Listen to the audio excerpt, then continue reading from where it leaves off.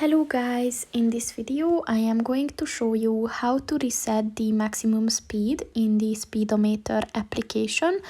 But first I just want to mention, don't forget to subscribe to my channel, because at 10,000 subscribers I am going to show you my whole YouTube revenue statistics and growth strategy, as well as how to make money online. Let's jump into it. First of all, open the application on your phone. And then click on the settings button at the top of the page on the right. And then just look for the all-time maximum speed button. And to reset this number, this section, just click on the reset button.